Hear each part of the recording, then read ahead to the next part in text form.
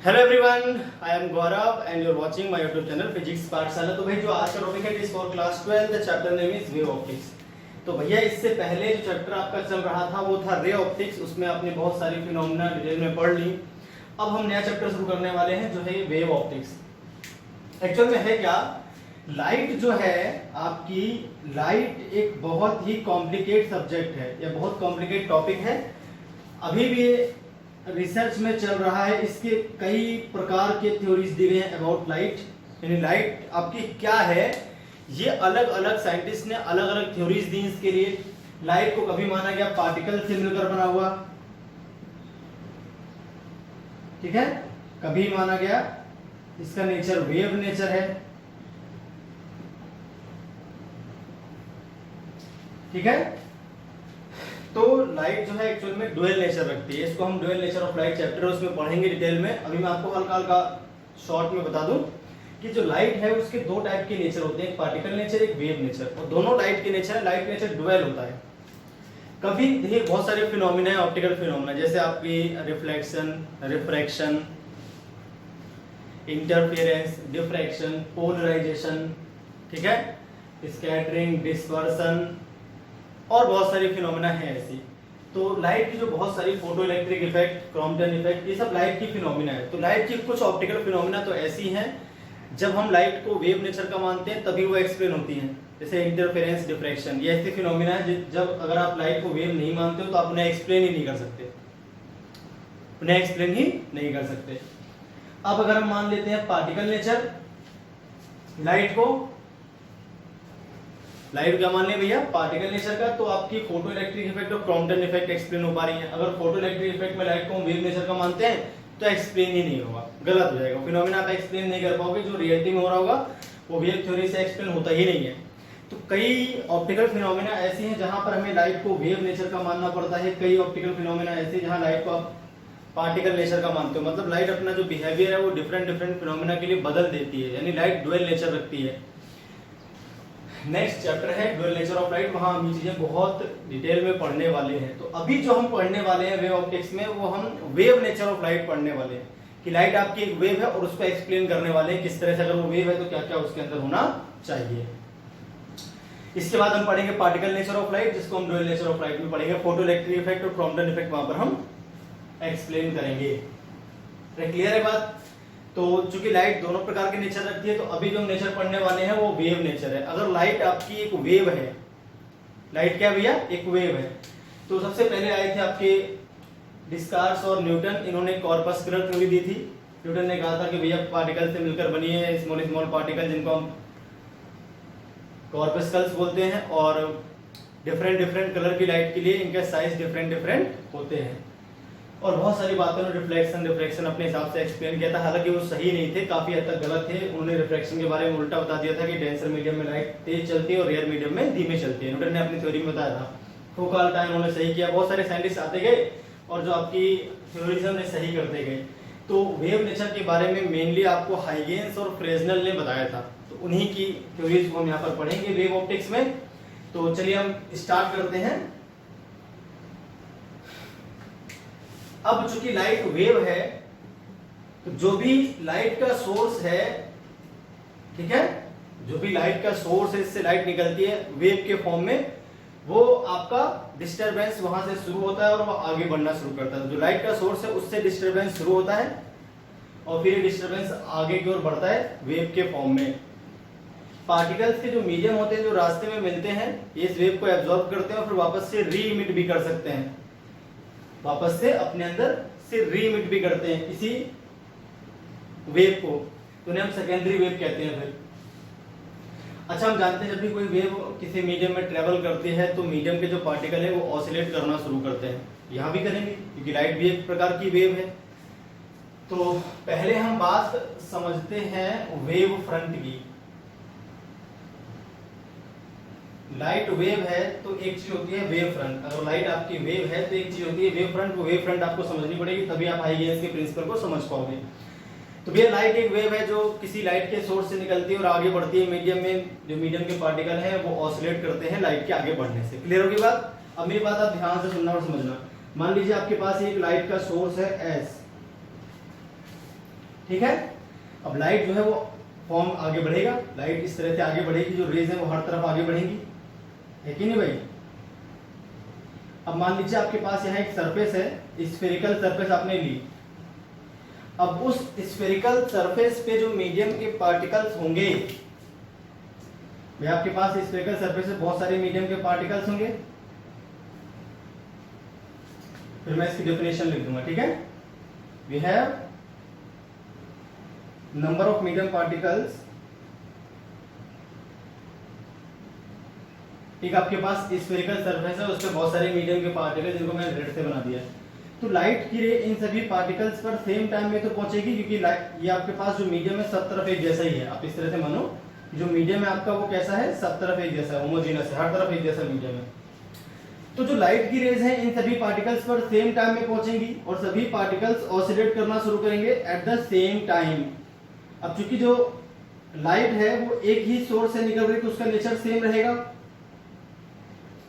तो सभी पार्टिकल का जो ऑसिलेशन का पैटर्न होगा वो भी सेम रहेगा, यानी सारे के सारे पार्टिकल का जो फेज है ऑसिलेशन का वो सेम रहेगा। एक ही साथ स्टार्ट करेंगे सभी मोशन और सबका मोशन एक जैसा रहेगा, सभी दूर जाएंगे फिर सभी पास आएंगे, इनकी मीन है, ऐसे आएंगे आगे फिर पीछे आएंगे या फिर ऊपर नीचे मोशन करेंगे। अब चूंकि ट्रांसवर्स वेव है तो ये ऊपर नीचे मोशन करते हैं इस वेव के चलने की डायरेक्शन के, तो इस तरह से इनका मोशन शुरू होगा। सभी पार्टिकल अपनी अपनी वेव के परपेंडिकुलर डायरेक्शन में मोशन स्टार्ट कर देंगे, सभी ऊपर जाएंगे फिर सभी नीचे आएंगे एक साथ। अगर ये ऊपर जाएगा तो भाई ये वाला भी ऊपर जाएगा, ये वाला भी ऊपर जाएगा, ऊपर की ओर जाएगा।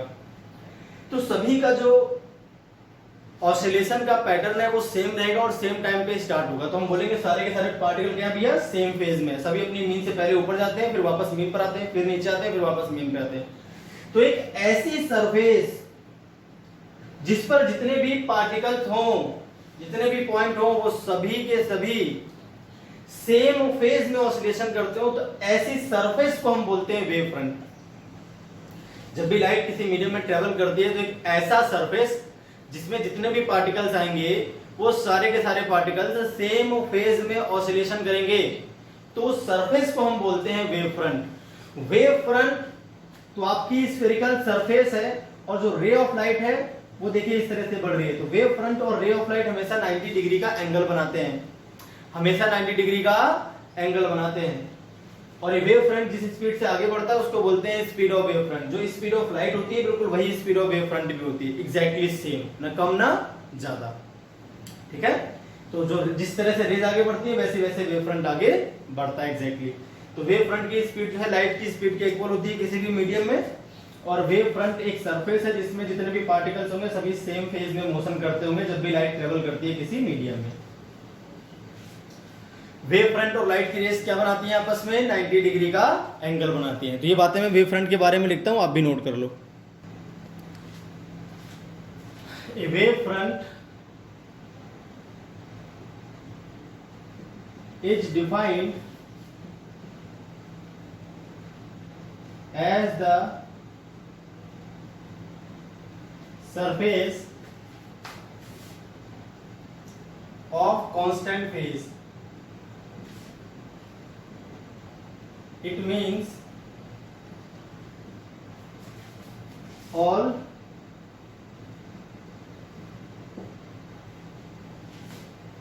points or particles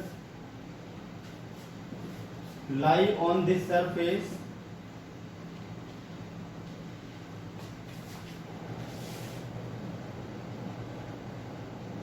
oscillates in same phase।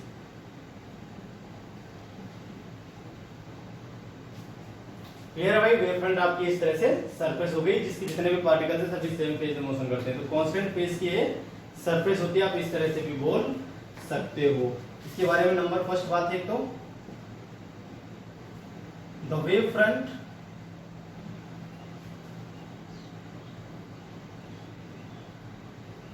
Always perpendicular to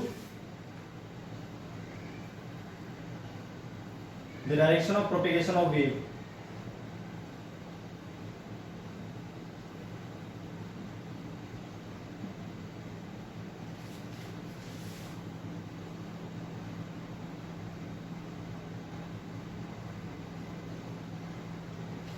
यानी लाइट रे।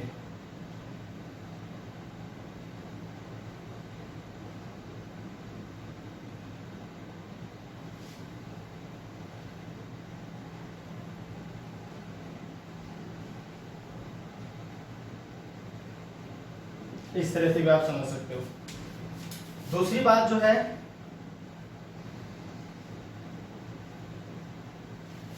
The speed of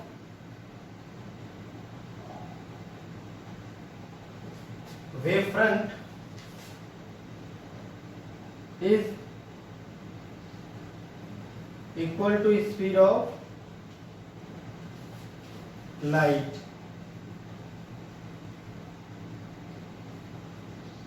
in any medium.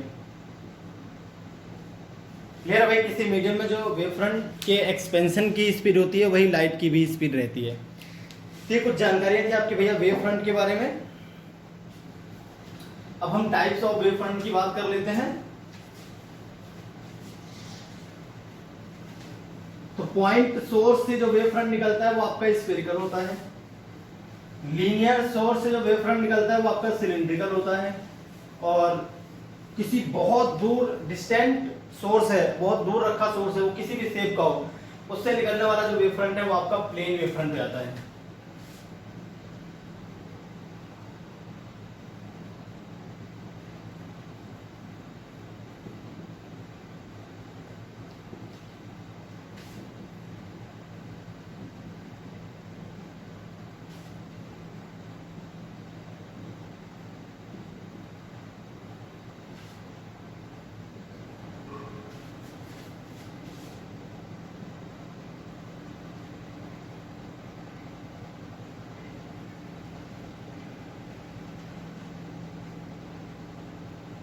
ये wave front near A point source is called spherical, है ना।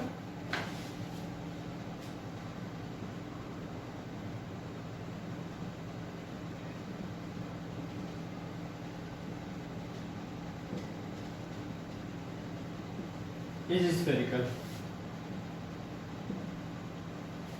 मान लीजिए आपका पॉइंट सोर्स है, तो इससे जो वेव फ्रंट बाहर निकलेगा वो आपका स्फेरिकल होगा।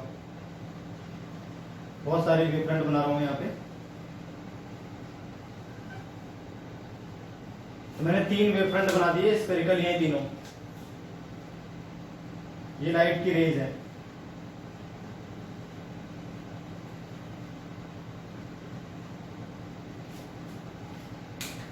ये तीनों वेव फ्रंट कैसे हैं? स्फेरिकल वेव फ्रंट है, पॉइंट सोर्स के आसपास थे। पहले वेव फ्रंट यहाँ था, फिर यहाँ पहुंचा, फिर यहाँ से इस तरह से आगे मूव कर रहा है। तो क्या कर रहा है भैया? आगे की तरफ मूव कर रहा है। क्लियर होगी बात? ये हो गया आपका स्फेरिकल वेव फ्रंट। चलिए, बहुत अच्छी बात है। अब ऐसे हम बात कर लेते हैं सिलिंड्रिकल वेव फ्रंट की। किसकी बात करेंगे? Cylindrical wave front.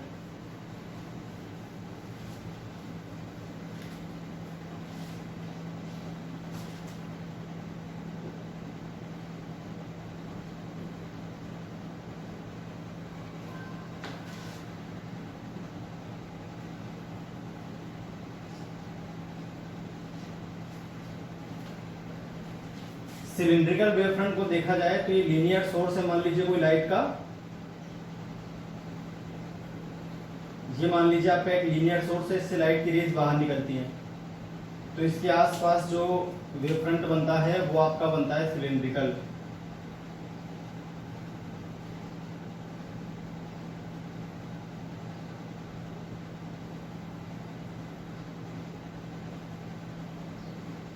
इस तरह से सिलिंड्रिकल वेव फ्रंट बनना शुरू होंगे और आगे की ओर बढ़ेंगे। ये लाइट की रेज रहेंगी। लाइट की रेज हमेशा इनके परपेंडिकुलर रहेंगी। तो सिलिंड्रिकल वेव फ्रंट है आपका, आगे की ओर बढ़ेगा।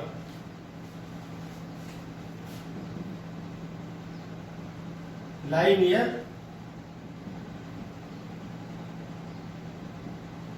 Linear source. ये लीनियर सोर्स के आसपास रहते हैं। क्लियर होगी बात?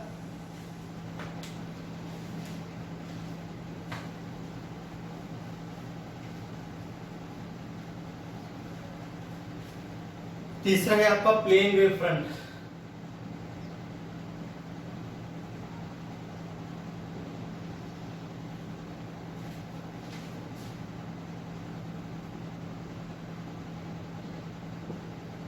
Wave front related to a distant object, distant source,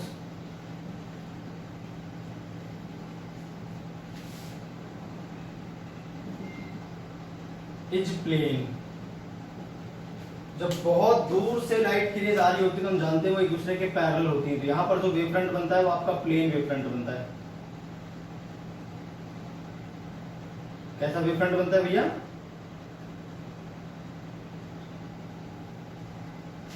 ये आपका बनता है प्लेन वेव फ्रंट। क्लियर है? एक मिनट हो जाता इप्सा बन गया है।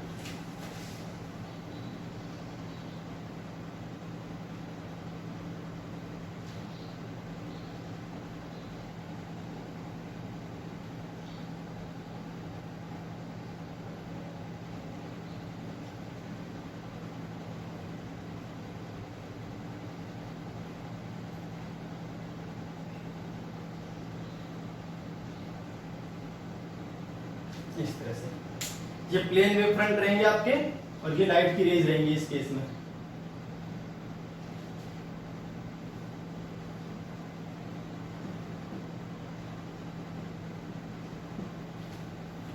ये आपका हो जाएगा प्लेन वेव फ्रंट, जो रेड कलर का मैंने बना रखा है।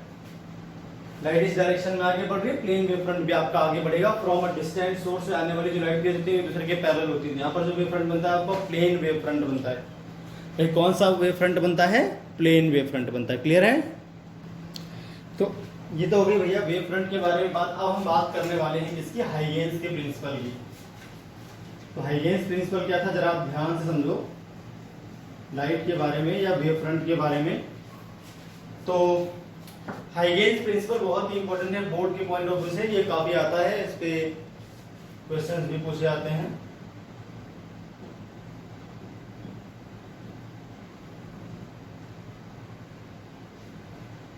हाइगेन्स प्रिंसिपल, हाइगेन ने क्या बताया?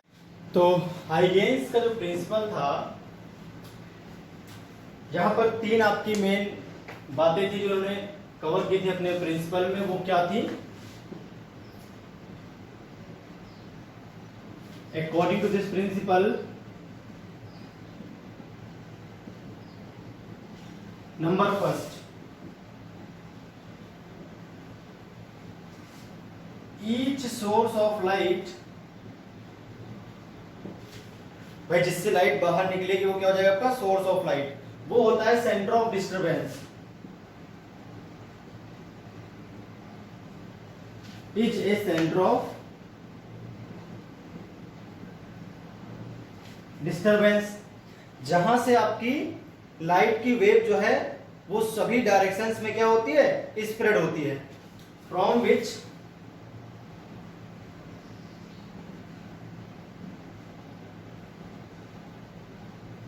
light wave spread in all directions।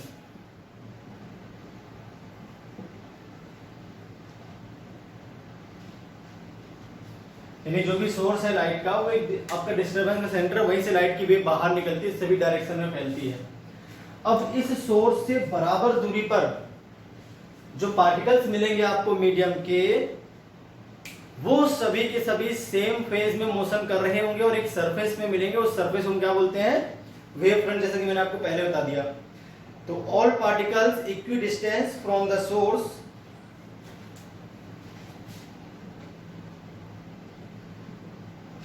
all particles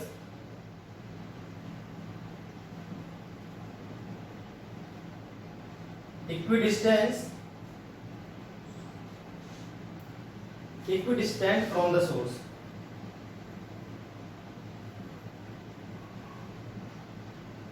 and vibrating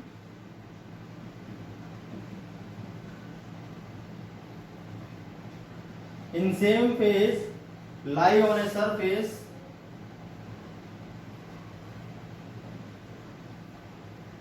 called wave front, known as wave front।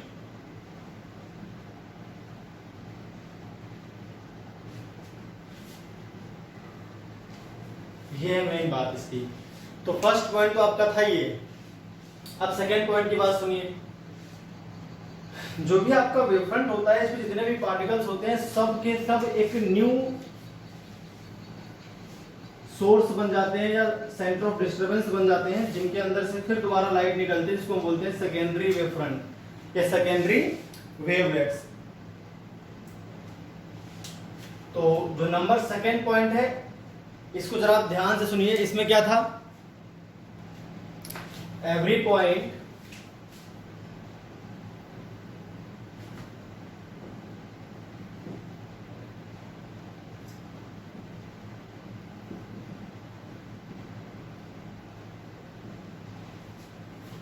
on primary wavefront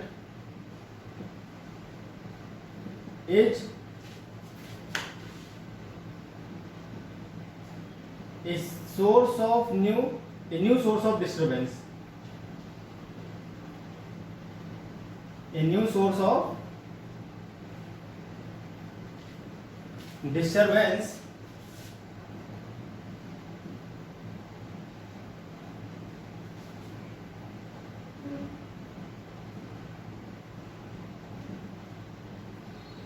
from which secondary wavelets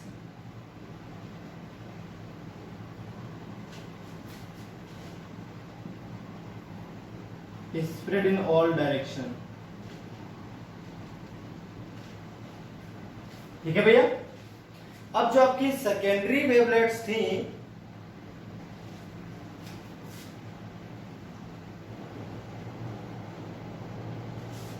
secondary wavelets जो होती हैं आपकी, ये होती है हमेशा स्फेरिकल, क्योंकि भैया जो नए सोर्स ऑफ डिस्टरबेंस है आपके पॉइंट हो सकता है प्राइमरी जो सोर्स रहा हो वो लीनियर रहा हो तो सिलिंड्रिकल हो सकता है, प्राइमरी वेवफ्रंट तो किसी भी शेप का हो सकता है, आपका प्लेन हो, सिलिंड्रिकल हो या फिर स्फेरिकल हो। लेकिन जो सेकेंडरी वेवलेट्स आएंगे, सेकेंडरी वेवफ्रंट जो बाहर निकलेगा वो हमेशा स्फेरिकल रहेगा। Secondary wavefront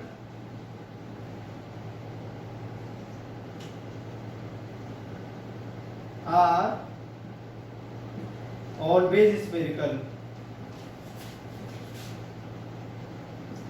and move with the speed of light in that medium। तो ये हो गई सेकेंड बात, इनकी जो इंपॉर्टेंट पॉइंट्स था हाइगेन्स प्रिंसिपल का। सेकेंड वो है आपका कि प्राइमरी वेवफ्रंट पे जितने भी पॉइंट होते हैं वो सभी के सभी न्यू सोर्स ऑफ डिस्टरबेंस बन जाते हैं, जहां से सेकेंडरी वेवलेट्स आपकी निकलती है सभी डायरेक्शंस में। और ये सेकेंडरी वेवलेट्स या सेकेंडरी वेवफ्रंट जो होती है ये स्फेरिकल होती है शेप में, और ये भी सेम स्पीड से मोशन करते हैं, जैसे प्राइमरी वेवफ्रंट कर रहा है या फिर लाइट उस मीडियम में जिस स्पीड से मूव कर रही है। अब जो तीसरा है मेन पॉइंट है वो जरा आप ध्यान से सुनेंगे। तीसरा पॉइंट क्या है भैया, कि जो सेकेंडरी वेवलेट्स हैं जब ये आगे बढ़ती हैं तो फॉरवर्ड डायरेक्शन में इन्हें टच करते हुए एक ऐसी सरफेस, सभी सेकेंडरी वेवलेट्स को जो सरफेस टच कर ले किसी भी इंस्टेंट फॉरवर्ड डायरेक्शन में आगे बढ़ते हुए, जैसे मान लीजिए आपकी प्राइमरी वेव फ्रंट थी, उसके जो पॉइंट्स बन गए सेकेंडरी सोर्स बन गए, उन सेकेंडरी सोर्स से आपकी सेकेंडरी वेवलेट्स आगे की ओर निकलती हैं। जब वो आगे बढ़ती है तो फॉरवर्ड डायरेक्शन में सभी सेकेंडरी वेवलेट्स को किसी भी इंस्टेंट जो सरफेस कवर करती है टच करती हुई जाती है, सभी को एक साथ टच करती हुई, वो जो सरफेस होती है वो न्यू पोजीशन होती है प्राइमरी वेव फ्रंट की, यानी प्राइमरी वेव फ्रंट आपकी अब आगे बढ़ चुकी है, सेकेंडरी प्राइमरी साथ साथ ही आगे बढ़ती है हमेशा। ठीक है, तो मैं आपको फिगर बना के बढ़िया तरह समझाऊंगा ये बात। पहले मैं लिख दूं तीसरा पॉइंट है क्या।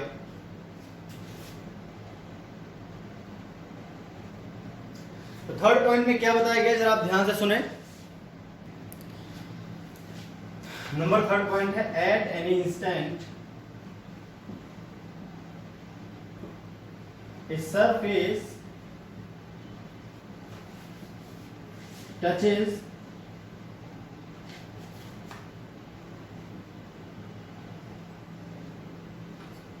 all secondary wavelets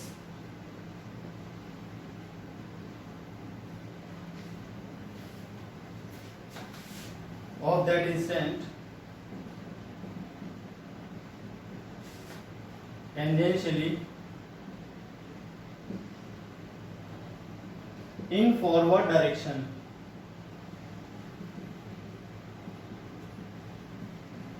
only is the new position of primary wavefront.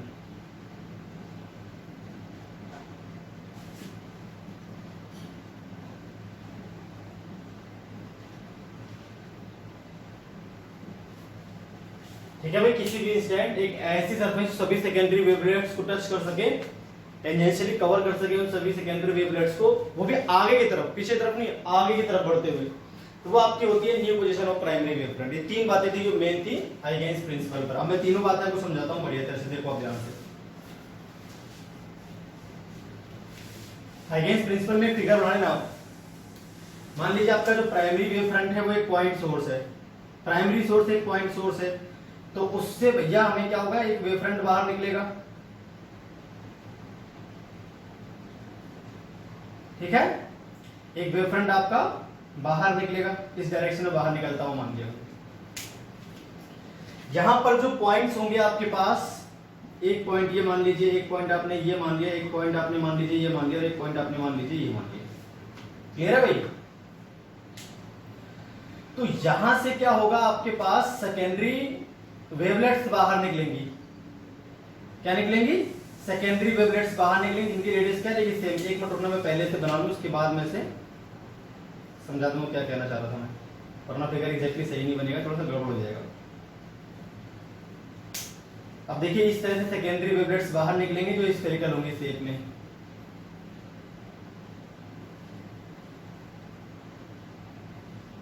ये कुछ इस तरह से निकले आपके बाहर।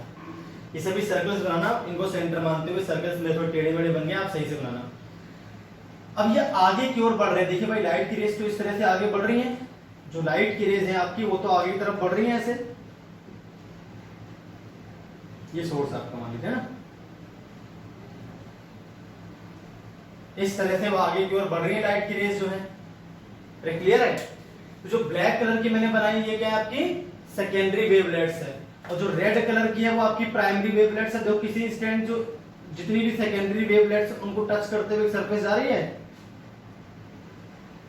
ये न्यू पोजीशन है प्राइमरी वेवफ्रंट की, तो ये F1 हो गया, ये आपका F2 हो जाएगा।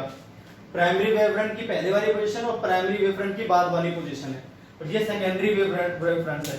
अच्छा, इनको आगे की तरफ ये बढ़ाना है, पीछे तरफ नहीं। देखो, हालांकि पीछे तरफ भी निकलेंगी, पर यहाँ पर जो सरफेस आएगी वो न्यू पोजीशन नहीं होगी, सरफेस जो आएगी आगे की ओर बढ़ते हुए वो होगी new position of primary wavefront. तो वो जो सेकेंडरी वेवफ्रंट होती है वो सभी डायरेक्शन में निकलती है। तो यहाँ पर एक लिमिटेशंस भी है इसके हाइगेंस प्रिंसिपल की, कि सेकेंडरी वेवलेट्स की पीछे की तरफ भी निकल रही है, तो उन्हें टच करते हुए सरफेस को हम प्राइमरी वेवफ्रंट क्यों नहीं बोलते, आगे की तरफ ही क्यों बोलते हैं, ये आज तक एक्सप्लेन नहीं हो पाया है। यहाँ पे इनको बना दी डॉटेड इस तरह से।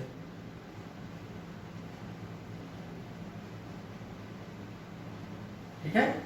तो फॉरवर्ड डायरेक्शन में जो वेवफ्रंट्स आपके आगे बढ़ रही हैं, उन्हें ये सेकेंडरी वेवलेट्स फॉरवर्ड डायरेक्शन में उन्हें टच करती हुई सरफेस जो आएगी वो new position of primary wavefront होगी। क्या होगी भैया? New position of primary wavefront होगी आपके पास। ये बात आपको ध्यान रखनी है। यहां जो सरफेस आएगी वो प्राइमरी वेवफ्रंट नहीं होगी, पीछे भी टच करती हुई सरफेस आएगी, क्योंकि पीछे की तरफ बढ़ती है, उसको हम प्राइमरी वेवफ्रंट की नई पोजीशन नहीं बोलते, वो हमेशा आगे बढ़ती है, वो पीछे नहीं बढ़ती। वो पीछे एक्सप्लेन क्यों नहीं होती, या एक्सप्लेन नहीं कर पाए थे हाइगेंस, ये लिमिटेशन है हाइगेंस प्रिंसिपल की, मैं लिख दूंगा अभी ये बात। तो इस तरह से आपके पास जो ब्लैक कलर की है वो सेकेंडरी वेवलेट्स, जो रेड कलर की है वो प्राइमरी वेवफ्रंट, ये पहले वाली प्राइमरी वेवफ्रंट, ये new position of primary wavefront touch कर रही है सभी सेकेंडरी वेवलेट्स को किसी भी इंस्टेंट। ठीक है भैया? फॉरवर्ड डायरेक्शन में आगे बढ़ते हुए। आप चाहो तो एक और बना सकते हो। अगर ये तो मैंने पॉइंट सोर्स के लिए कर दिया, प्राइमरी सोर्स, यहाँ पर पॉइंट सोर्स था। मान लीजिए आपका सोर्स बहुत दूर रखा है, तो आपकी जो वेव फ्रंट्स होंगी वो कैसी होंगी? प्लेन वेव फ्रंट होंगी। तो मान लीजिए प्लेन वेव फ्रंट है, अब इस पे जितने भी पॉइंट्स होंगे वो क्या बन जाएंगे भैया? सेकेंडरी सोर्स बन जाएंगे। क्या बन जाएंगे? सेकेंडरी सोर्स, जो अपने अंदर से क्या निकालेंगे?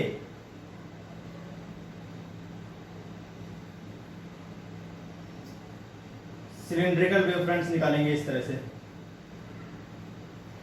ठीक है?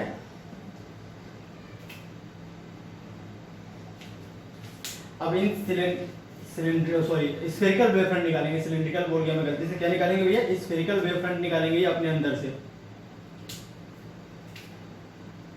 प्लेन वेवफ्रंट पे किसी भी इंस्टेंट जितने भी पॉइंट होंगे वो सभी सेकेंडरी सोर्स बन जाएंगे और अपने अंदर से स्फेरिकल वेवफ्रंट्स बाहर निकालना शुरू करेंगे, जिनको बोलते हैं सेकेंडरी वेवलेट्स, और इनको टच करती हुई सरफेस आएगी किसी भी इंस्टेंट आगे की ओर फॉरवर्ड डायरेक्शन में, वो आपकी new position of primary wavefront हो जाएगा। F1 था पहले प्राइमरी वेवफ्रंट, अब F2 है प्राइमरी वेवफ्रंट। देखिए आगे की ओर बढ़ते हुए दिखाने हैं आपको, लाइट की रेज जो है वो इस डायरेक्शन में मूव कर रही है, ये लाइट की रेज है, इस तरह से टच करता हुआ आपको आगे की ओर दिखाना है। तो जो सेकेंडरी वेवलेट्स है वो आगे की ओर ही ट्रेवल करती हैं, जो न्यू पोजीशन ऑफ वेवफ्रंट होती है वो आगे की ओर ही आती है। ये हाइगेंस ने कहा था, पर ऐसा क्यों होता है उसका कोई भी एक्सप्लेनेशन नहीं दिया हाइगेंस ने, हाइगेंस प्रिंसिपल की लिमिटेशंस हैं। ठीक है भैया, ये बात आपको ध्यान रखनी है। तो फिगर आप दोनों हाइगेंस प्रिंसिपल में बना लो, सेकेंडरी वेवलेट्स, ये प्राइमरी वेवफ्रंट्स टच करते हुए सरफेस जो किसी भी इंस्टेंट आएगी उसको हम बोलेंगे new position of primary wavefront. ये पहले यहाँ पर थी प्राइमरी वेवफ्रंट, अब प्राइमरी वेवफ्रंट यहाँ पर आ गई है। सेकेंडरी सोर्स आपके दिख रहे हैं आपको, पॉइंट सोर्स है, उनसे जो वेव बाहर निकलती है वो सेकेंडरी वेवलेट्स कहलाती है, वो स्फेरिकल होती है शेप में हमेशा। ठीक है भैया, तो ये हो गई पूरी बात। अब लिमिटेशन देख लेते हैं, इसकी लिमिटेशन क्या है, लिमिटेशंस ऑफ हाइगेंस प्रिंसिपल। ये इंपॉर्टेंट है, अभी मैं आपका जो प्रूफ करूंगा तो वहां आपको समझ में आएगी इसकी इंपॉर्टेंस क्या थी हाइगेंस प्रिंसिपल की। रिफ्लेक्शन और रिफ्लेक्शन को हम प्रूव करेंगे by Huygens principle. Limitation of Huygens principal,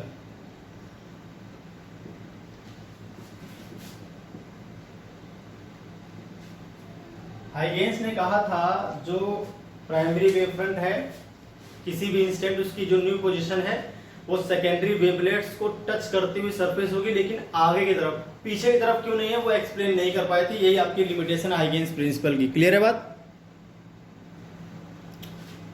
तो according to Huygens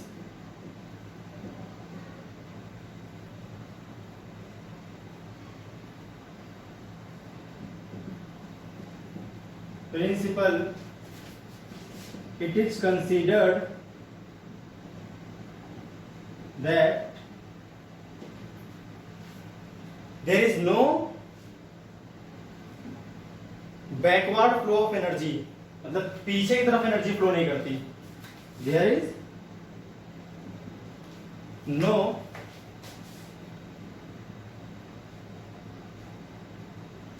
backward flow of energy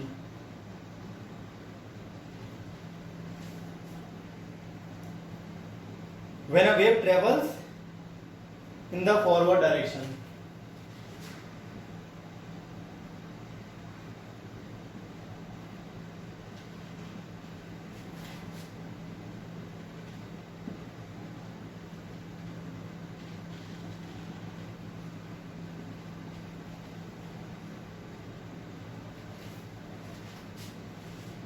But it is not true. ठीक है, पर ये सत्य नहीं है, जैसे यहाँ पर माना गया वो सच नहीं है, ये लिमिटेशन है इसकी। अभी ऐसा क्यों माना है ये एक्सप्लेनेशन नहीं है इसका कोई अपने पास। क्लियर है भाई? चलिए, तो जैसा भी माना गया उसके अकॉर्डिंग क्या आंसर आएंगे वो आपको बताने हैं। हाइगेंस ने अपनी बात भी प्रूव नहीं कर पाया था कि पीछे की तरफ एनर्जी का फ्लो क्यों नहीं होता, हालांकि बाकी बहुत सारी चीजें उन्होंने प्रूव कर ली थी, बस इसलिए एक्सप्लेन नहीं कर पाए थे। जो चीजें उन्होंने एक्सप्लेन किया वो हम पढ़ लेते हैं। तो अब हम बात करेंगे रिफ्लेक्शन और रिफ्रैक्शन के लॉ की basis of Huygens principle, on the basis of Huygens principle. Law of reflection on the basis of Huygens principal.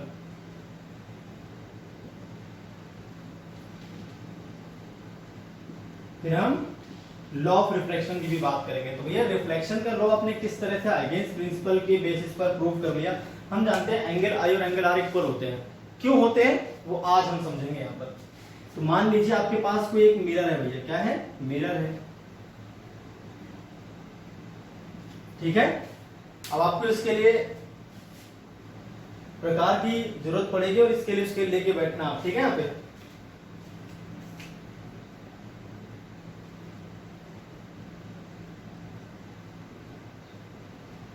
ये आपका मान लीजिए प्राइमरी वेव फ्रंट है, इसको हमने बोल दिया भैया F1।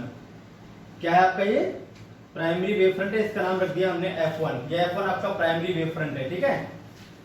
अब जो लाइट की रेज आती है हम जानते हैं इसके परपेंडिकुलर आती है, तो 90 डिग्री का एंगल बनाते हुए लाइट की रेज आ रही होंगी।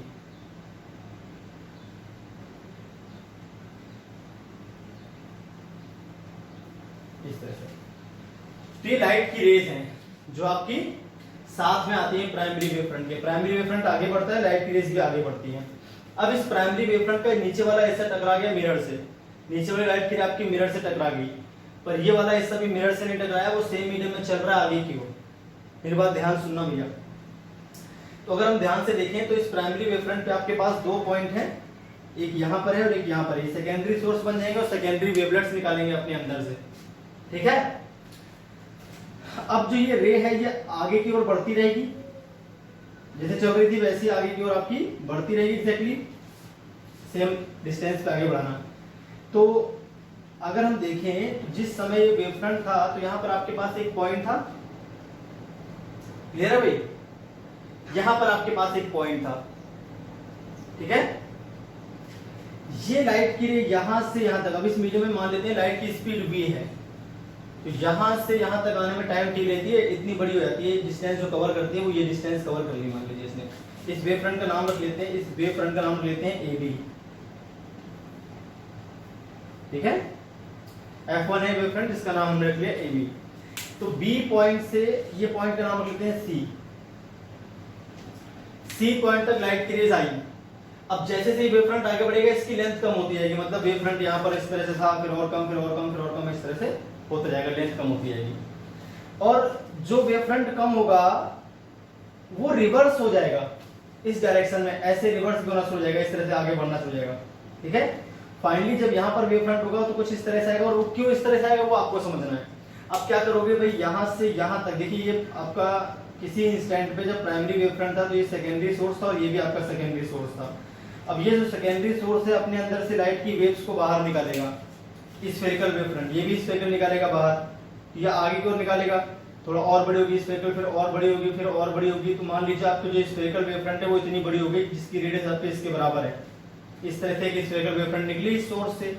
ऐसी सेम भाई, चूंकि इससे जो वेव निकलेगी बाहर और जो इससे वेव निकलेगी उनकी स्पीड तो सेम है, तो अगर वो स्फेरिकल वेव फ्रंट की रेडियस इतनी बड़ी होगी तो यहाँ से निकलने वाली स्फेरिकल वेव फ्रंट की भी रेडियस इतनी बड़ी हो जाएगी।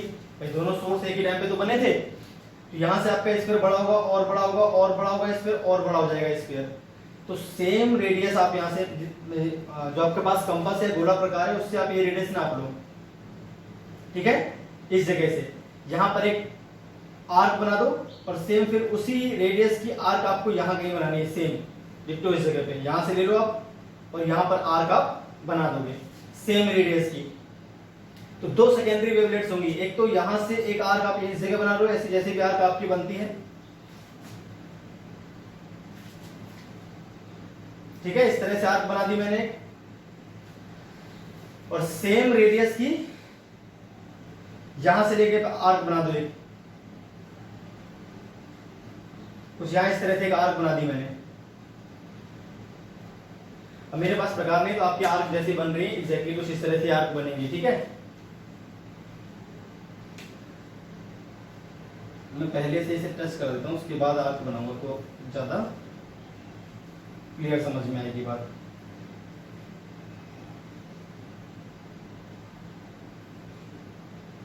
कुछ इस तरह से मान लीजिए आपके पास ये आया सेकेंडरी वेव फ्रंट, यहाँ वाली जो आर्क आएगी वो कुछ इस तरह से आएगी आपकी, इस तरह से, ठीक है। जो आर्क में बनाऊंगा यहाँ वाली जो आर्क आएगी वो कुछ इस तरह से आ जाएगी, ये तो यहाँ से आपकी एक आर्क आ गई और एक आर्क आपकी यहाँ से आ गई।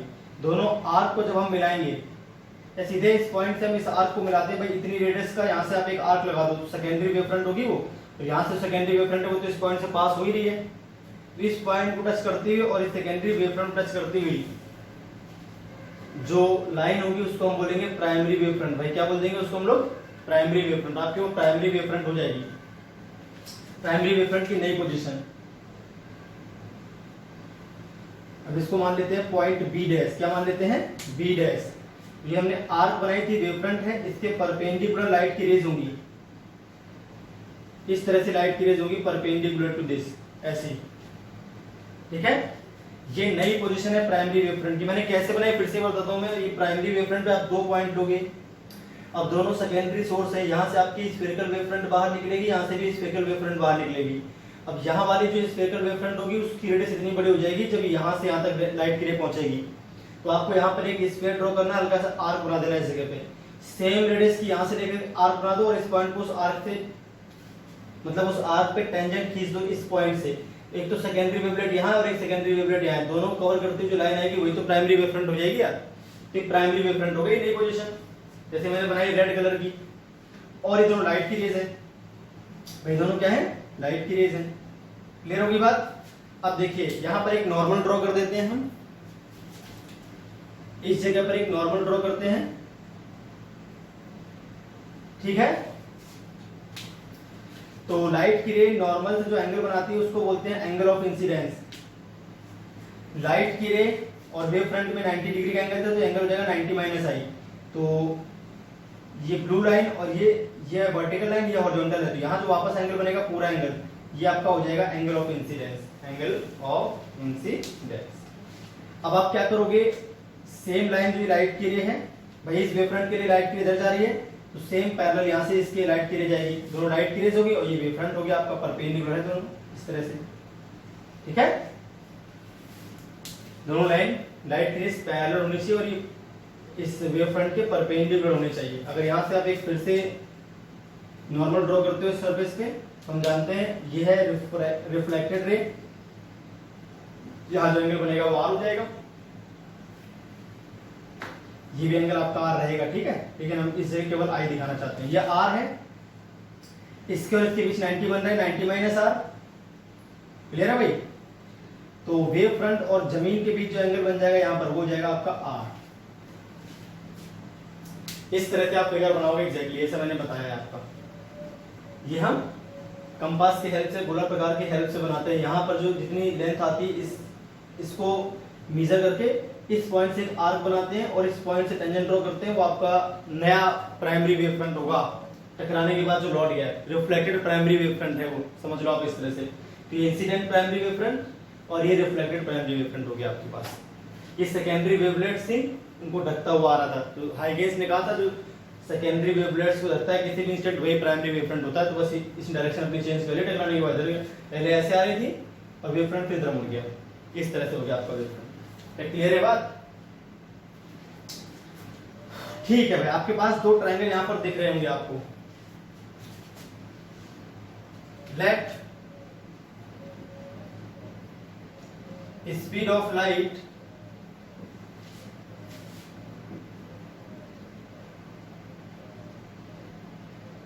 in the given medium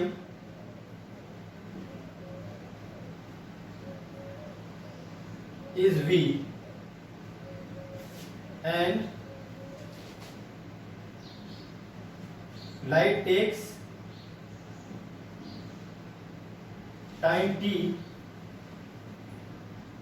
to reach from B to C। ये पॉइंट C है आपका। B से लेकर C तक आने में लाइट को जो टाइम लग गया वो t लग गया। तो भैया A से लेकर B डैश तक जाने में भी t टाइम लगेगा। भैया ये भी लाइट की रेज और ये भी लाइट की रेज, सेम ही लाइट है, स्पीड थोड़ी बदलेगी, मीडियम तो वही है ना यार, इसकी भी स्पीड वही रहेगी।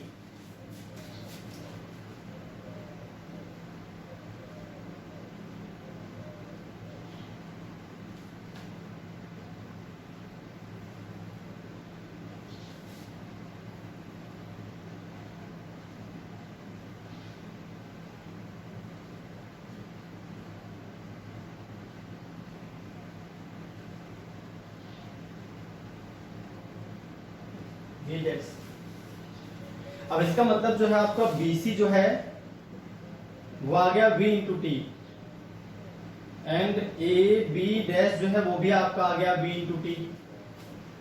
यार B से लेकर C तक की डिस्टेंस कैसे निकालोगे, स्पीड मल्टीप्लाई टाइम ही तो करोगे यार। तो BC क्या हो जाएगा, स्पीड भी और टाइम t, A से लेकर B डैश भी वही टाइम है और स्पीड भी वही है, तो दोनों सेम आ गए। अब in triangle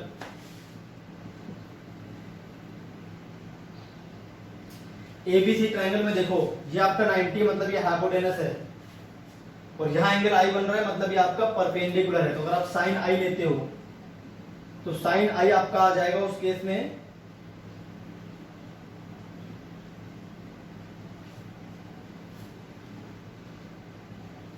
sorry BC upon में एसी।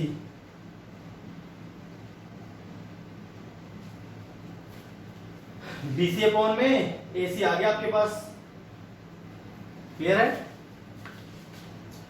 तो यहां से अगर हम बात करते हैं बीसी की, तो बीसी इक्वल टू क्या आ जाएगा, AC sine i, equation number first. And triangle A B dash C, अगर triangle A B dash C की बात की जाए, यहां आर बन रहा है आपका एंगल, ये ट्रायंगल दिख रहा है आपको, ट्रायंगल दिखा, यहां एंगल आर बनता है, ए बी डैश पता है आपको और ए सी। तो यहां पर अगर हम बात करते हैं ए बी डैश की, ए बी डैश आ जाएगा आपका A C into sine r, equation number second हो गई, क्लियर है।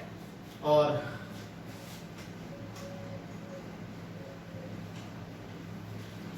फर्स्ट और सेकेंड को डिवाइड कर लेते हैं।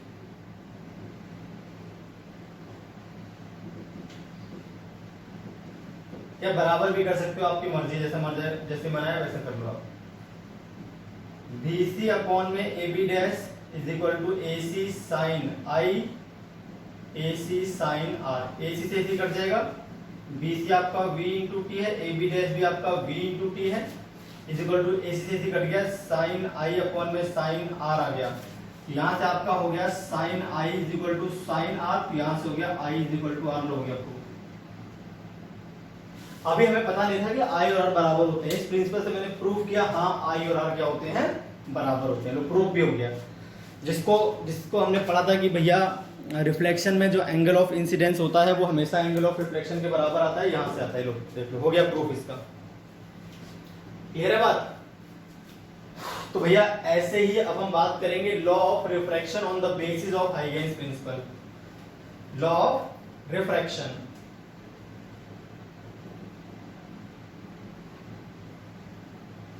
अब लो इसको हटा देते हैं, ये तो आपको समझ में आ गया, ये प्रूफ इंपॉर्टेंट है, ध्यान से करना भैया, क्योंकि बोर्ड में पूछा सकता है हाइगेन्स के प्रिंसिपल बताइए और प्रूफ करिए हाइगेन्स के प्रिंसिपल से लॉ ऑफ रिफ्लेक्शन को। तो ऐसे अब हम बात कर लेंगे law of refraction on the basis of Huygens principal.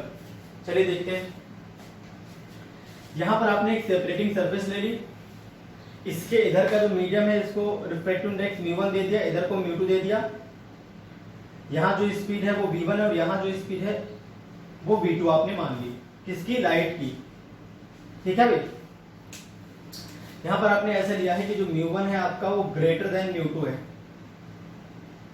अरे यार वो क्या है, ग्रेटर देन क्या है, μ2, ऐसा हमने ले ली कंडीशन।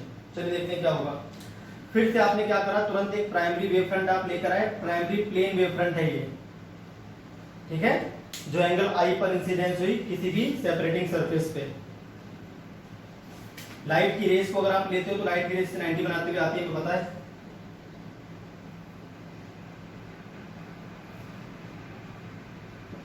दोनों पैरेलल होनी चाहिए, 90 पे आएंगी, ये भी लाइट की रे और ये भी लाइट की रे। ये आपका प्राइमरी वेव फ्रंट, इसका नाम रख लिया मैंने ए बी, अरे क्या नाम रख लिया भैया इसका, ए बी। लाइट की रेस ब्लैक वाली और रेड वाला है आपका primary wave front, plane wave front है, लाइट की रेस को अपने परपेंडिकुलर साथ लेकर आता है। अगर यहाँ पर एक नॉर्मल ड्रॉ करते हो आप, तो नॉर्मल से जो रे का एंगल होता है वही प्लेन वेव फ्रंट का सेपरेटिंग सरफेस एंगल बनेगा आई। मैथमेटिकली भी आप कर सकते हो, ये दोनों 90 बनाते हैं तो 90 माइनस आई रहेगा, ये और ये वापस 90 बनाते हैं तो ये हो जाएगा वापस से आपका आई। अरे क्लियर है कि नहीं। अब देखिए एक साथ यहाँ पर दो पॉइंट है आपके पास, एक तो पॉइंट ये रहा और एक पॉइंट ये रहा, दोनों एक साथ सेकेंडरी सोर्स बनेंगे। अब चूंकि बात रिफ्रैक्शन की हो रही है तो लाइट की जो वापस लौटेगी उसकी बात नहीं करनी है आपको। तो यहाँ से एक सेकेंडरी वेवलेट बाहर निकलेगी स्फेरिकल और यहाँ से भी एक सेकेंडरी वेवलेट बाहर निकलेगी स्फेरिकल। भाई इतनी बात समझ आएगी नहीं, है ना क्लियर। तो यहां से जो लाइट की रे है वो तो अभी इसी डायरेक्शन में आगे बढ़ रही है, तो इसको आप इसी डायरेक्शन में आगे बढ़ाते रहो सेम, ठीक है। यहां से यहां तक ये पॉइंट सी मान लेते हैं, तो जो डिस्टेंस कवर होगी वो हो जाएगी v1 मल्टीप्लाई टी, या distance equal to speed multiply time. यहां से यहां तक आने में टाइम t मान लेते हैं, लिख दूंगा मैं, तो ये मान लेते हैं डिस्टेंस क्या होगी v1 मल्टीप्लाई टी। अब मेरी बात ध्यान से सुनो, क्योंकि जो म्यू1 है वो रेयर मीडियम है और म्यू2 डेंसर, तो यहाँ पर लाइट की स्पीड कम रहेगी। यहाँ बी से लेकर सी तक टाइम आपका टी लगा, स्पीड आपकी v1 थी, डिस्टेंस हो गई v1 multiply T. Same time में जो यहाँ डिस्टेंस कवर होगी वो इससे कम ही तो होगी, क्यों? क्योंकि यहाँ पर स्पीड कम है। अरे भाई यहाँ पर क्या है, स्पीड कम है ना। क्लियर है बात? तो आप क्या करोगे, यहां से यहां तक जब लाइट की रे पहुंचती है इस मीडियम में, तो यहाँ पर जो लाइट की रे थोड़ा कम डिस्टेंस ट्रेवल कर पाएगी, सेम डिस्टेंस ट्रेवल नहीं कर पाएगी क्योंकि उसकी स्पीड कम पड़ जाती है सेम टाइम में। तो अब यहाँ जो आर्क लोगे वो पूरी लेंथ का नहीं, थोड़ा सा कम लेंथ का आर्क, मतलब कंपास से प्रकार लेना, गोला प्रकार, उसकी नोक यहाँ पे रखना, पेंसिल उसमें सेट कर लेना, थोड़ी सी कम रेडियस लेना, यानी इस मीडियम में इतनी डिस्टेंस कवर करेगा, यहाँ अगर इतनी डिस्टेंस कवर करता है तो यहाँ थोड़ी कम करेगा। इस तरह से आप यहाँ पे एक प्रकार लगा लेना, ऐसे लगा लिया। अब इस सेकेंडरी सोर्स से तो लाइट की जो वेव फ्रंट है वो बहुत बड़ी हो गई, इतनी बड़ी हो गई है ना। सेम टाइम में जो यहाँ से वेव फ्रंट निकलेगी थोड़ी सी कम बड़ी हो पाएगी, तो आप यहाँ पर एक आर्क लगा दोगे, इस जगह से क्या लगा दोगे भैया, एक आर्क लगा दोगे आप इस तरह से, ठीक है।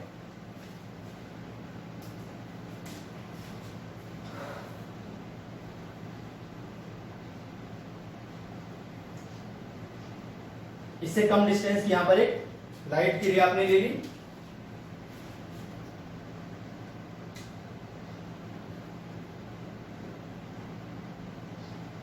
कुछ इस तरह से आर्क मार दोगे आप इस जगह से, यहाँ तो थोड़ी सी कम लेंथ लेके यहाँ पे एक आर्क लगा दोगे। अब देखिए एक तो यहाँ पर सेकेंडरी वेवलेट है जो यहाँ से यहाँ तक पहुंच चुकी है, सेकेंडरी वेवलेट यहाँ पर है, थोड़ी सी कम, उसकी रेडियस थोड़ी कम आएगी, यहाँ पर स्पीड बदल गई है लाइट की, यहाँ पर स्पीड अलग है, यहाँ पर स्पीड अलग है। यहाँ की जो सेकेंडरी वेवलेट है उसकी स्पीड v1 है, यहाँ की सेकेंडरी वेवलेट है उसकी स्पीड v2 है, v2 v1 से छोटी है तो डिस्टेंस रेडियस कम रहेगी इसकी। तो एक सर्कल यहाँ पे रहेगा और एक सर्कल यहाँ पे रहेगा, दोनों पे जो टेंजेंट आएगी एक साथ वो जाएगी सेकेंड प्राइमरी वेवफ्रंट की नई पोजीशन। तो यहाँ तो हम जानते हैं पास हो गई है, तो इसी पॉइंट से आप यहाँ पे टेंजेंट ड्रॉ कर दो जी। तो इस भाई एक तो आपकी वेवफ्रंट इस जगह पे है, ठीक है, ऐसे टच करती हुई,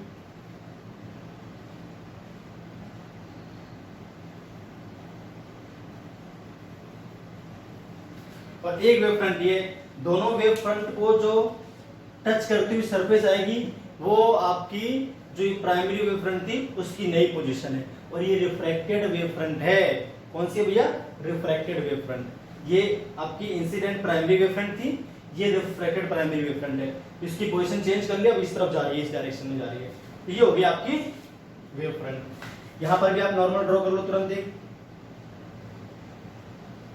अब लाइट के हम जानते हैं भाई एक तो ये, तो इसके पैरेलल मतलब ये 90 डिग्री बनाते हुए होंगे आपस में। एक और लाइट की रे आप यहां से लो जो इसके पैरेलल आएगी एग्जैक्टली, ये दोनों आपस में पैरेलल से दिखनी चाहिए, इस तरह से बनाना आप, ठीक है।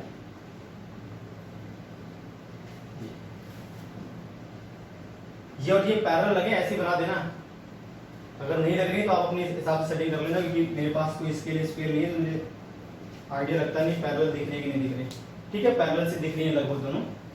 अब मेरी बात ध्यान से सुनो,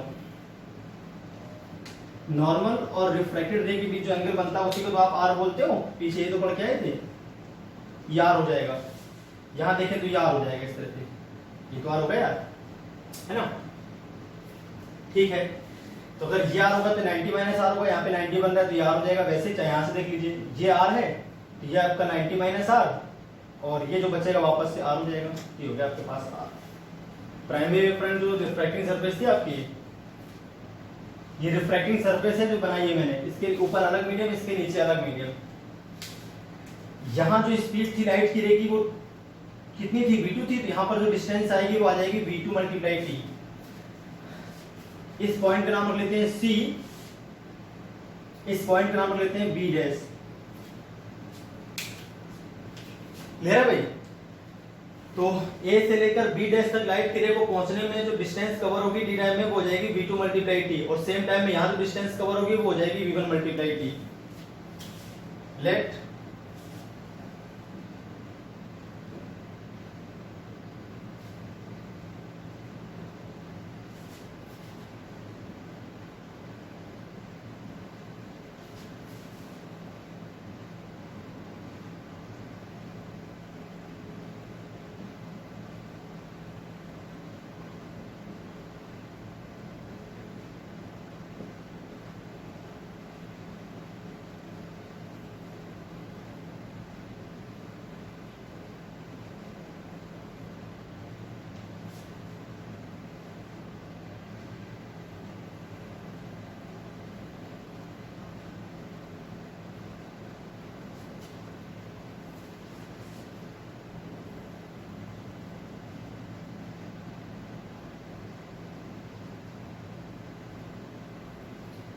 सेकेंड मीडियम में टाइम टी लेती है ए से लेकर बी डैश तक पहुंचने में, यहाँ टाइम लेती है टी आपका बी से लेकर सी तक पहुंचने में। तो यहाँ स्पीड v1 थी तो बी सी आ जाएगी आपकी v1 टी, और जो ए बी डैश है वो क्या आ जाएगी v2 इंटू टी।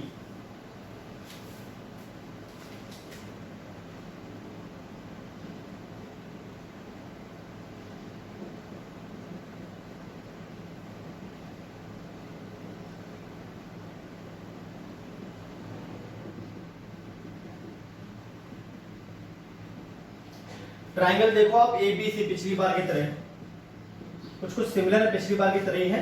तो अगर हम ध्यान से देखें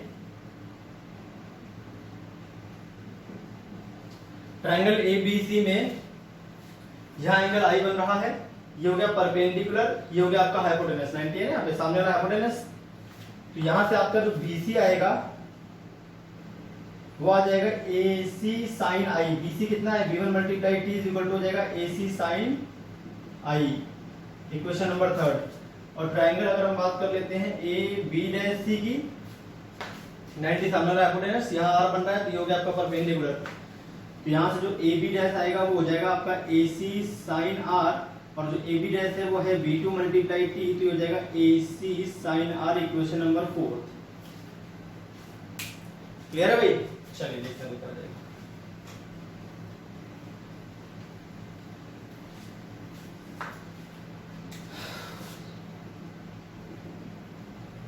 डिवाइडिंग इक्वेशन थर्ड एंड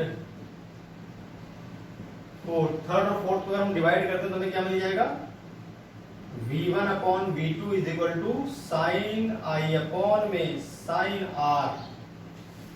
अब देखिए साइन आई अपॉन में sine r is equal to हो जाएगा आपका C upon mu one upon C upon mu two, क्योंकि आपका जो v होता है वो इज इक्वल टू होता है सी अपॉन म्यू, यानी mu is equal to C upon mu होता है तो v is equal to C upon mu, तो v1 is equal to C upon mu one, v2 is equal to C upon mu two. C C cut जाएगा तो ये आ जाएगा आपके पास म्यू टू अपॉन में mu one sine i upon sine r. ये था स्नेल्स लॉ, हो गया proof, it is Snell's law. Snell's law को हमने प्रूफ किया है हाइगेन्स प्रिंसिपल से, हमने पढ़ा था स्नेल्स लॉ क्या होता है, पर हम ये नहीं जानते थे अभी तक स्नेल्स लॉ क्यों होता है, क्या होता है हम पढ़ चुके थे, पर ऐसे क्यों होता है ये हमने हाइगेन्स प्रिंसिपल से सीखा है। भाई कहां से सीखा? हाइगेन्स प्रिंसिपल से। तो हाइगेन्स प्रिंसिपल की हेल्प से आप बहुत इजीली बता पाओगे कि जो आपका स्नेल्स लॉ है वो यही क्यों आता है, और रिफ्लेक्शन में I बराबर R क्यों होता है। अरे क्लियर होगी बात? तो ये थी पूरी कहानी, और बहुत सारी बातें हम सीख सकते। भैया अब हम समझते हैं किस तरह से जो आपकी हाइगेन्स प्रिंसिपल है वो कन्वर्जिंग और डाइवर्जिंग नेचर को समझाता है कॉन्वेक्स और कॉनकेव लेंस के। तो कन्वर्जिंग और डाइवर्जिंग नेचर के बारे में समझते हैं।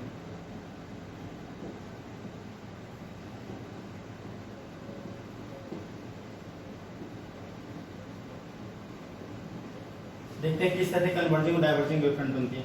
मान लीजिए आपके पास एक कॉन्वेक्स लेंस है, भाई कौन सा लेंस है भैया? कॉन्वेक्स लेंस है आपके पास, ठीक है। अच्छी बात है, देखते हैं क्या होगा। अब आपके पास एक प्राइमरी वेवफ्रंट आ रहा था और वो टच कर गया इस लेंस को इस तरह से। क्लियर है भाई? हम जानते हैं प्राइमरी वेवफ्रंट में जो लाइट की रेज आती है वो क्या होती है?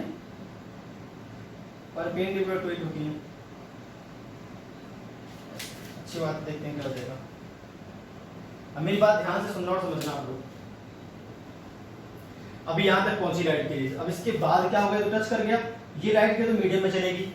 भाई यहाँ पर मीडियम आप मान लो म्यू2 है, बाहर जो मीडियम है वो म्यू1 है, और इधर भी क्या है आपका म्यू1 है।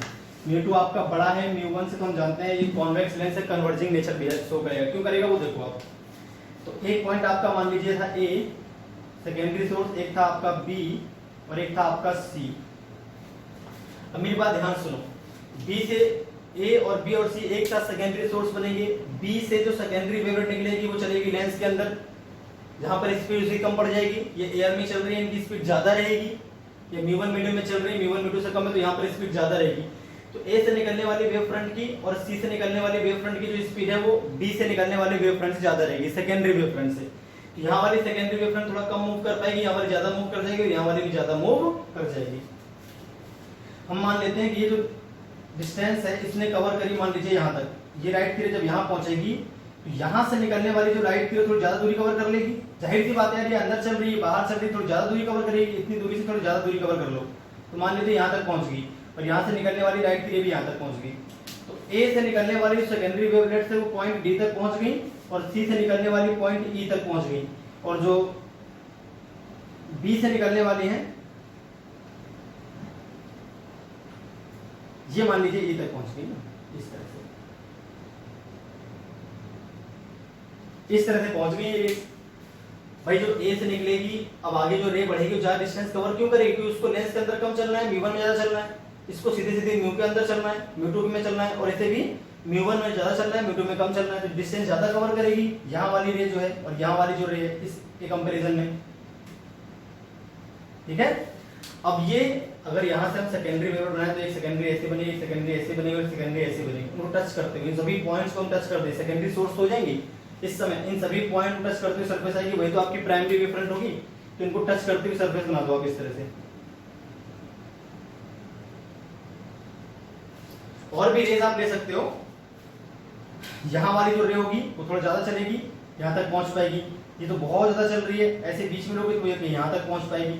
तो आपको क्या दिख रहा है, जो आपका वेव फ्रंट हो गया वो इस तरह से हो गया है, कुछ इस तरह से हो गया है। तो रे क्या हो जाएगी भैया आपकी कन्वर्जिंग हो जाएगी, आपका स्फेरिकल हो गया वेव फ्रंट लेंस से बाहर निकलने के बाद। यहाँ हमारी डिस्टेंस ज्यादा है रे की, मीडियम में जिसमें चल रही है उसमें स्पीड ज्यादा थी, यहाँ जिस मीडियम में चल रही है वहाँ पे स्पीड कम है, डिस्टेंस कम कवर हुई, डिस्टेंस ज्यादा कवर हुई, डिस्टेंस ज्यादा कवर हुई। इनके ऊपर की जो डिस्टेंस होगी वो इनसे कम होगी और इससे ज्यादा होगी। और लाइट की रेज अगर आप लेते हो तो उस केस की बात कर रहा हूँ मैं। तो जाहिर सी बात है जो अब लाइट की रेज है मिरर सॉरी लेंस से टकराने के बाद कैसी है, कन्वर्जिंग है, क्योंकि स्फेरिकल बन गया। तो रेडियस क्या है 90 बनाते हुए जाती है लाइट की रेज। तो लाइट की रेज जो रहेंगी आपकी वो इस तरह से रहेंगी, ऐसी इसके आगे कन्वर्जिंग। ये हो गया आपके पास, सिंपल है कि नहीं, बिल्कुल समझने के लिए। तो कन्वर्ज कर रहा है यहाँ से यहाँ तक की डिस्टेंस, इस डिस्टेंस ज्यादा क्यों लिया मैंने, क्योंकि यहाँ पर जो मीडियम था वो म्यू1 था, म्यू2 में बहुत कम चली है रे। तो अगर म्यू1 में चलेगी ज्यादा डिस्टेंस कवर करेगी, जाहिर सी बात है। मुड़ती क्यों है वो आप समझ गए, क्योंकि स्फेरिकल वेव फ्रंट 90 बनाना है तो मुड़ना है बिल्कुल। वेव फ्रंट्स को 90 बनाती है लाइट की रेज तो मुड़ जाएंगी, एक पॉइंट आकर फोकस होंगी। सिमिलरली अगर आप कॉनकेव लेंस की बात करते हो तो कॉनकेव लेंस में उल्टा हो जाएगा।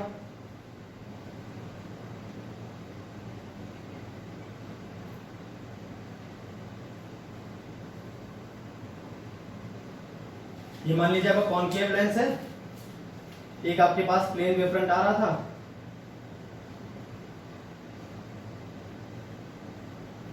इस तरह से ये प्लेन वेव फ्रंट था, लाइट को अपने साथ लेकर आ रहा था।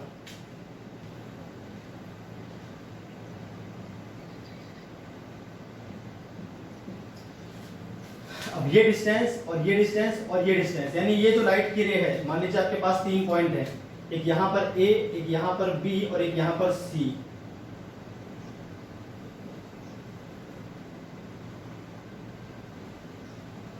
अब यहां से लाइट की रे चलेगी वो इस मीडियम में चलेगी तो भैया कम दूरी कवर करेगी, ये म्यू1 में चल रही है, थोड़ा सा चलेगी म्यू2 के अंदर। यहां से निकलने वाली लाइट की रे काफी आगे पहुंच जाती है, मान लीजिए यहां कहीं पहुंच गई, इस तरह से समझने के लिए मान लेते हैं अपने इस तरह से। यहाँ वाली जो लाइट की रे वो यहाँ कहीं पहुंच पाई और यहाँ वाली जो लाइट की रे वो यहाँ कहीं पहुंच पाई, इनको मिलाती हुई सरफेस आएगी आपके पास। भाई जो इनको मिलाती हुई सरफेस आएगी वो क्या हो जाएगी आपके किसी इंस्टेंट, और थोड़ा आगे तरफ लेते हैं इनको, वो स्फेरिकल हो जाएगी इस तरह। तब कैसे हुई समझोगे आप, अपने आप समझ जाओगे। मान लीजिए यहाँ से निकलने वाली रे जो है वो यहाँ तक पहुंच चुकी है, क्योंकि उसको डिस्टेंस जो कवर करनी है वो म्यू1 में ज्यादा कवर करनी है। इसके अंदर का जो मीडियम है वो म्यू2 है, बाहर का इधर भी म्यू1 है और बाहर का इधर भी म्यू1 है और म्यू2 बड़ा है आपका म्यू1 से। तो इसको कवर करनी है, म्यू1 में डिस्टेंस ज्यादा कवर कर लेगा, ये म्यू2 में चल रही है थोड़ी कम कवर कर पाएगी डिस्टेंस, यहाँ तक पहुंच पाती है लाइट की इस जगह। यहाँ से निकलने वाली मान लीजिए यहाँ तक पहुंच पाती है इस तरह से। अब इन सभी पॉइंट्स को जो मिलाएगा, जो सेकेंडरी सोर्स होंगे इस समय, इन सभी को जो मिलाएगा वो आपका प्राइमरी वेव फ्रंट हो जाएगा, है ना। तो जाहिर सी बात है जो लाइट की रेज है वो कैसी है, इस लेंस के बाद जो लाइट की रेज होंगी वो कैसी हो जाएंगी,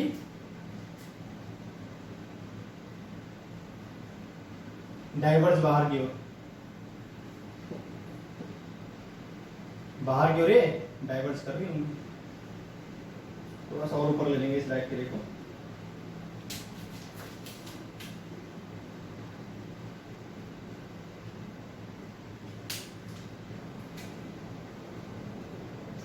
साफ देखा डाइवर्जिंग, यहाँ पर जो स्फेरिकल वेवफ्रंट बनता है वो आपका इस तरह से बन जाता है, इन पॉइंट्स को मिलाता हुआ। यहाँ से निकलने वाली लाइट यहाँ तक पहुंच गई, यहाँ से निकलने वाली यहाँ पर पहुंच गई, यहाँ से निकलने वाली आपकी यहाँ तक पहुंच गई। इन तीनों को मिलाएंगे तो आपका जो वेवफ्रंट बनेगा कुछ इस तरह से दिख रहा है आपको। डाइवर्जिंग हो गया नेचर, सिंपल है, बिल्कुल खास है नहीं समझाने और समझने का। यहाँ पर प्रिज्म से आप करना चाहो तो प्रिज्म से भी आप करके देख सकते हो, उसमें भी कोई खास बात नहीं है समझने की।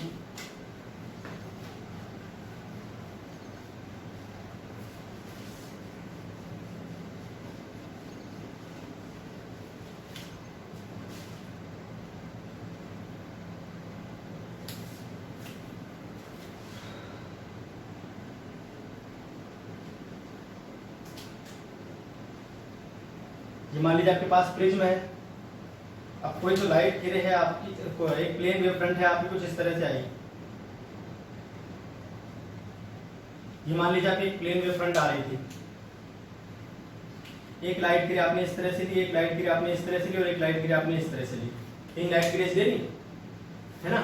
अब देखिए मेरी बात ध्यान सुनना आप, ये जो लाइट गिरे ज्यादा चलेगी इस मीडियम में, थोड़ा कम चलेगी, और ये तो बहुत ही कम चलेगी। यहाँ पर किस तरह चलेगी, बहुत ही कम आपकी ये चलने वाली। जब ये मान लीजिए यहाँ कहीं पहुंच गई चल के, भाई यहाँ कहीं पहुंच गई, इस तरह से पहुंच गई, क्लियर है, तो इसकी जो डिस्टेंस होगी, अब तिरछी वेव फ्रंट आएगी यहाँ पर, इस तरह से आपको जाएगी वेव फ्रंट अपने आप। क्यों भी समझाता हूं मैं क्या होगा। इसकी जो डिस्टेंस है ये बहुत ज्यादा कवर कर लेगा, ए पॉइंट, बी पॉइंट और सी पॉइंट जो लाइट की रेज निकलेंगी वो चूंकि म्यू वन में ज्यादा चल रही है तो बहुत डिस्टेंस कवर कर लेगी, यहाँ तक पहुंच जाएगी। ये जो डिस्टेंस कवर करेगी थोड़ी सी कम करेगी, ये तो मान लीजिए बस यहीं तक पहुंची है अभी। इस तरह से आपका वेव फ्रंट बनेगा नया वाला, ए से लेकर डी तक, ई तक और एफ तक। ये मीडियम में चलिए कम दूरी तय कर पाती है, ये वाली ज्यादा दूरी तय करती है, और ये वाली तो बहुत दूरी तय कर लेती है। क्लियर है भाई।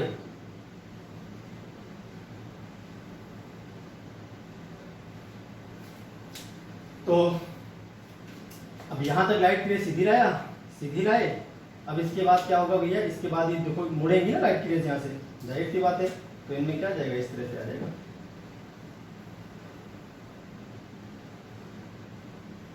इस तरह से मान लो, इस तरह से बाहर की तरफ निकल गई, है कि नहीं भाई। प्लेन वेव फ्रंट की आएगा ये टच करता हुआ, 90 की लाइन में लाती हुई आ जाएंगे आपकी, बाहर की तरफ दिखा देगा निकलता हुआ। तो इस तरह से आपका हाइगेन्स प्रिंसिपल से आपको समझ में आ गई बात, कन्वर्जिंग और डाइवर्जिंग किस तरह से होती हैं चीजें। तो ये था भैया आज का पूरा वीडियो लेक्चर, वेव ऑप्टिक्स में पहला वीडियो लेक्चर था। यहाँ पर हमने वेव फ्रंट के बारे में समझा, हाइगेन्स प्रिंसिपल के बारे में, reflection of law of reflection और लॉ ऑफ रिफ्लेक्शन के बारे में हमने सीख लिया। कॉन्वेक्स कॉनकेव डाइवर्जिंग क्यों होते हैं वो भी हमने समझ लिया। तो आज का वीडियो लेक्चर ऑलरेडी बहुत लंबा हो चुका है, तो बाकी जो बातें हैं वेव ऑप्टिक्स की वो हम नेक्स्ट वीडियो लेक्चर में कवर करेंगे। आज के लिए इतना।